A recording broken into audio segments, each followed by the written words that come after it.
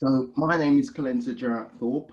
I'm one of the national officers for health in Unite the Union. Just to let you know, you being a member of the health sector, you're in the largest sector of Unite the Union, and we represent people from all across the NHS, from ambulance workers to caterers to porters to pathology workers to pharmacists to clinical psychologists, health visitors, school nurses, community practitioners, a whole range of people. So it's really good to welcome everyone. And there's probably a load of people I've forgotten, and I apologize if I've not mentioned your profession, but there is so many. Let's start off. So this is about your NHS pension and what is going on with the NHS pension. As one of my duties as your national officer, I actually sit on the NHS Pensions Board for England and Wales, representing you and the union on that. We also have our pensions officer who's knows far more about pensions than me. He's a guy called John Neal, who's our pensions officer across the whole union. He also sits on a part of the pensions board called the Scheme Advisory Board, which deals with all the policy around pensions. So together we sort out NHS pensions in England and Wales. And I presume all of you are in England and Wales, but there are separate pension arrangements in Scotland and Northern Ireland as well. So they have their own pensions boards. But, you know, the NHS pension is similar all across the UK, but because we live in a devolved climate, they have their own structures. This seminar is to tell you what's going on with pensions, okay? We're going to start almost at the beginning, not totally at the beginning, but we'll start with the Public Service Pensions Act from 2013. And what that did, that actually put the pensions arrangements in place that we do have now. And it affected many of the public service pension schemes, including the NHS pension schemes. And the changes took effect, well, they did effect really from April 2012, because that's when lots of people who joined the NHS and other public service pensions from 2012 couldn't be part of their legacy schemes. But the changes generally took place for people that are already in the pension scheme before the 1st of April 2012, from April 2015. And it really introduced the career average revalued earnings, which is called a CARE scheme, so average earnings rather than the final salary scheme. And it increased the normal retirement age, which is often linked to state pension age. So the retirement age will be linked with state pension age, which will be depending on how old you are, 66, 67 or 68. And in that, there was transitional protection for those closest to retirement. So that pension scheme, or the 2015 NHS pension scheme, took effect from the 1st of April 2015. And what was the impact of the pension scheme? You know, increased contributions, they increased the contributions of the NHS pension scheme. It also reduced some of the benefits, obviously longer working. And the main elements, as I said, was the replacement of career average, replacement of final salary of career average, and based on the pensionable pay throughout your NHS career. So they changed it that, I think it was 60th before and in the previous pension schemes. But in the career average scheme, it was 154th per pensionable year, but also be revalued annually to agreed formula of CPI plus 1%. And also the pension pot would be revalued all the way up to retirement. But there are some benefits. You can continue in the scheme until 75, and pensionable earnings include salaries and fees. And also there is the impact of salary sacrifice arrangements, which were there. But also that you could increase your pension by buying an additional pension, additional voluntary contributions, and something they introduced called the ERBO, which is the early retirement reduction buyout, which basically, if you contributed a little bit more to your pension, you could retire early. And you know, if you look at the merits of the scheme, essentially, with the 1995 scheme or the 2008 schemes, they're likely to be better because their individual characteristics were about future promotions and early retirement age. But if you look at the 2015 scheme, if you have a flatter career, you did not sort of progress through the actual band of agenda of a change, you know, that might be seen to be better because it was based on average earnings. Obviously, that has a later retirement age.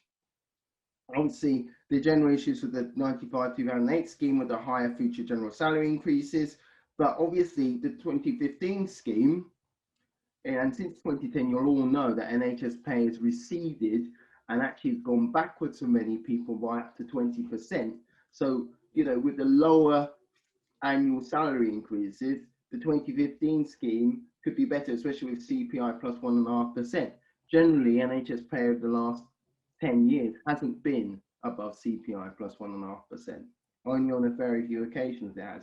And the other considerations would be with the 95 and 2008 scheme, the perceived lower value of the actual retirement pensions age, allowing for retirement, but also on the 2015 scheme, the wider definition of dependence and also flexible retirement. Because it's based on the career average, you can flex how many hours you work to allow you to retire because it's based on your career average rather than your final salary. So you've got no incentive in the final salary pension scheme to reduce your hours because obviously that would reduce your pension. Also to talk about the protections as well. If you look at the protections, you know, in 2016-17, over 300,000 people were protected in the 1995 or 2008 pension schemes, and there's different cases here. You know, I'm just going to annotate it a bit. If you look at the special class, that allowed people to retire at 55. So it gives you the ages where people were on full protection. If you were born in April 1967, you would have been on full protection. Tapered protection if you were born between April 1967 and September 1970, but no protection if you were born under after September 1970. If you go to the next point,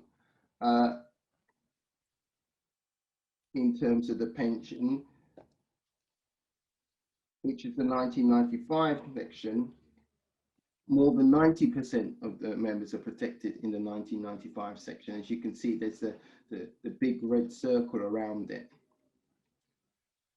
And then for the 1995 section, as at the 1st of April 2012, there was full protection if you were within 10 years of your normal retirement age, which was 60. If you were 50 years old on the 1st of April 2012.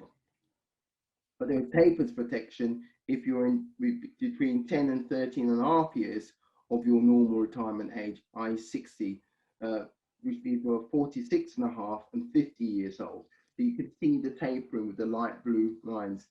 And that's the same with the 2008 scheme, okay, in terms of the people that were entitled to tapered protection.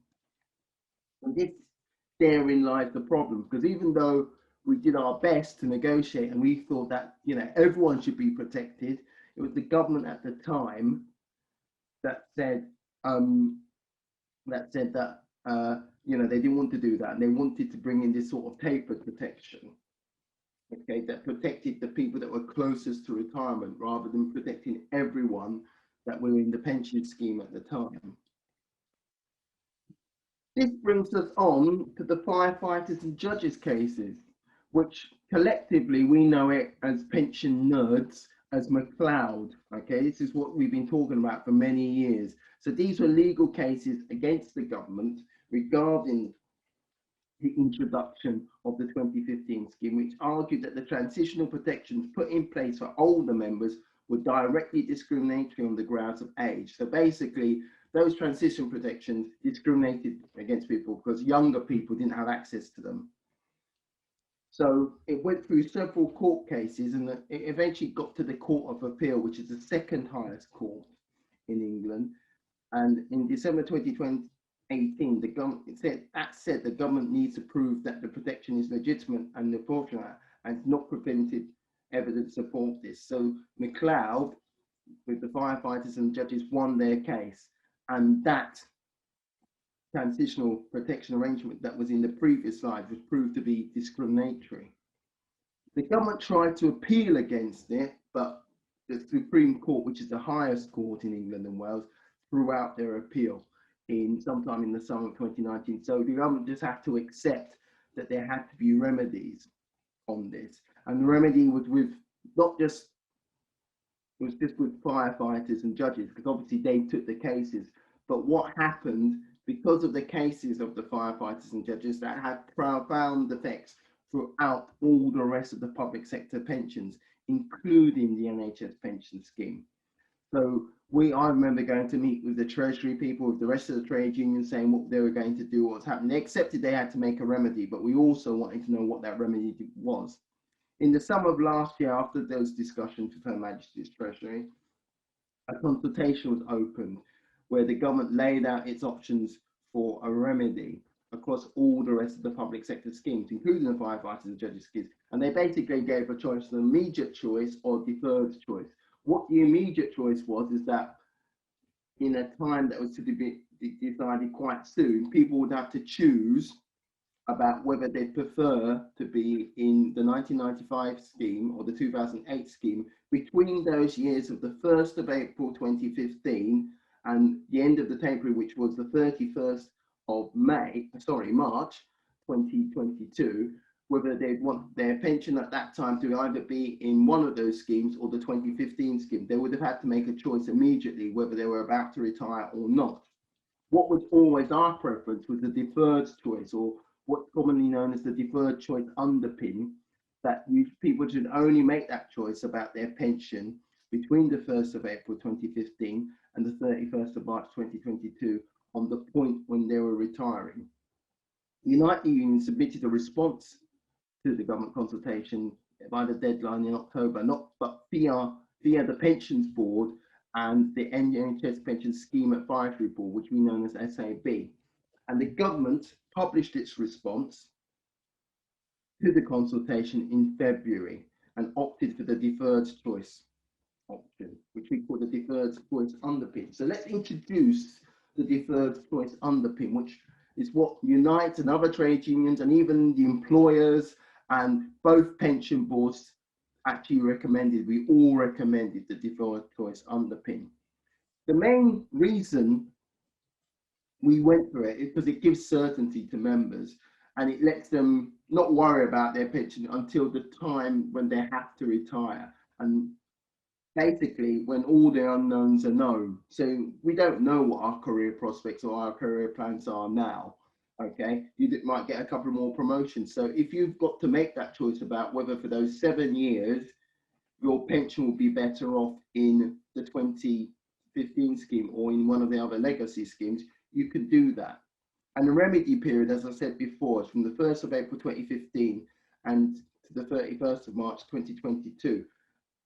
I've got to say as well, it means from the 1st of April 2022, and make this really crystal clear to you, everyone will be in the 2015 scheme. There won't be any going back anywhere else. Everyone will be in the 2015 scheme from the 1st of April 2022.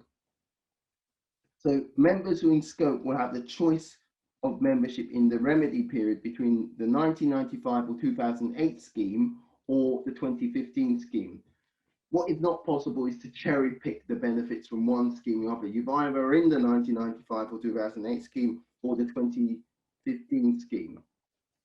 And the choice will be made at the point of drawing the benefit or earlier if there's another benefit like ill health retirement or something like that. Members will be required to make the decision shortly before the benefits are paid. So whenever someone chooses to retire, that's when they're going to make the choice. So you'll have an option of which pension is best for you, and obviously it will be dependent on your retirement age, your preferences for cash, pensions, or any other benefits. So that's what you'll do, and you'll have the best of choice, which is the highest cost. You know, this obviously costs the government quite more money, and obviously it might have implications in other parts of the NHS pension pie, which I'm not going to discuss, but I can discuss if you've got any questions regarding that. There's obviously a regulatory process on this. This has to be put into law, and the response to the government consultation has to be passed through Parliament. So they're hoping it's going to be introduced, heard May or June is the protective remedy introduced into Parliament, and then they predict that the target date for the royal assent of the bill, when it's signed off by the Queen, will be in January 2022. So then it will come into force on the 1st of April 2022, and then actually the deferred choice underpin will actually become a feature which should be able to look at and use sometime in 2023. We think it's around October 2023, and those remedy changes should take effect then. So it's not going to be for another 2.5 years that people will see some of the benefits of this and be able to look. It's a long process. So we'll probably be talking about this several times more in the next few years. And this is a quick, so I'm not going to go through it all, but obviously we can always send this presentation to you afterwards. I'm sure that's all right with Sue and Wendy. But this is a summary of the overall impact of the birth date. So I'm just going to take, the 1995 section, and if someone's retirement age is 55. So it was similar to what we looked at before, but I'll leave that up on screen so you can have a look at it to see what happens, and if you're fully how people are protected, because some people were not protected. It's important to look at the people that weren't protected, people in the 1995 scheme born after September 1970, or if you're in the 95 scheme with a retirement age of 60, it's people born after 1st of September 1965, or in the 2008 scheme, if you're born after the 1st of September 1960. So you people who weren't protected could move their schemes if they were in the 2015 scheme between the 1st of April 2015 and the 31st of March 2022. They can either move it at their choice as a result of this remedy back into the 1995 scheme or the 2008 scheme. But remember, from the 1st of April 2022, everyone will be in the 2015 scheme. And obviously there's already people in the 2015 scheme already. This case is all based on equality and discrimination law. You will be aware, some of you will be aware that the Equality Act 2010 underpins our equality law in this country. And it's very important to look at the equality impacts. So discrimination actually arose, as I said before, as a result of the transitional process. And it offered the protection to some people, i.e. if you're older rather than you're younger. It wasn't that the 2015 scheme was a source of discrimination. There's no discrimination in the 2015 scheme, but the way the 2015 scheme was introduced, that was the discriminatory aspect of that. And each member will now have the option to choose whichever of the 1995 or 2008 scheme or the 2015 scheme gives them the preferred benefits, thus removing the discrimination. All sorts of taper protection will be removed. That was the mix of final salary and the career average, as this may create further discrimination. So we can't continue with tapering, protecting people. Some people said, oh, why can't, I'm going to be retiring on October 2022, why can't I be protected? If you introduce that, that would ensure there'd be more discrimination, and this would be another case. Also age. Younger members of the pension scheme are more likely to be women and from ethnic groups compared to older members, and more recent joiners are obviously going to be younger. You can see that in the next slide.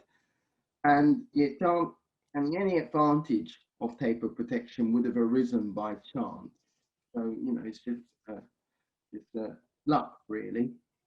And there's no expectation post the 1st of April 2012 for people to have transitional protections.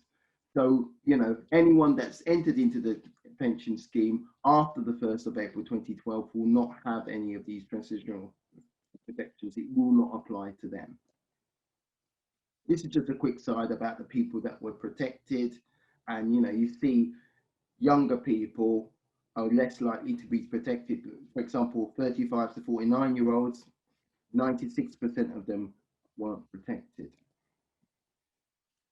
Just quickly, there's accrued right. So the salary link will remain for the legacy schemes 2008 and 1995, and the pension ages will be protected for people that remain in those schemes, but obviously for that section of the scheme, because remember, from 1st of April 2022, everyone will be in the 2015 scheme. There's also the issue about contingent decisions, about people that essentially made a choice regarding their pension because of the situation we were in before this remedy was announced. For example, someone opting out permanently or even temporarily from the pension scheme, and they may have behaved differently if that wasn't the case, if this remedy was in place. So members will have to, there's going to be some guidance about this that hasn't been published yet, about people that feel they need to appeal or protest against this. And cases that are outside the scope of the guidance will probably be settled at the scheme's discretion. But that guidance hasn't yet been published, because there may be people in that situation that feel they've not been well handled because of what has happened, or they've made decisions based on what happened beforehand. So what can you do? If you have any doubts or questions about your personal situations, do contact the NHS Pension in these ways. Obviously, you can go online. That's the NHS Members Hub, if you're all members of the pension scheme, and look at the NHS BSA, which is the group that actually administers the NHS pension. Also by phone, you've got the switchboard number there. And also you can write to them. That's the address. So, there's several ways to contact them, because if there's any doubt, you should really contact the NHS Pensions first, because they do have a tool. You should be getting your total reward statement every year, and they're there to actually help you. And actually my role on the NHS Pensions Board is to make sure those processes are as smooth as possible, and that the pension is administered as smoothly as possible as well. So that should be there for people, and they should be trying to develop more online tools for people to play with, to ensure they can make the best decision regarding their pension and retirement. I'm happy to take any questions and comments from you. We believe in solidarity, we believe coming together. So hopefully that's been of some use, and hopefully we'll speak to each other soon. And I'm really keen to hear your questions. Thank you very much for this time and this opportunity, and all that you do in the NHS, protecting us and caring for us.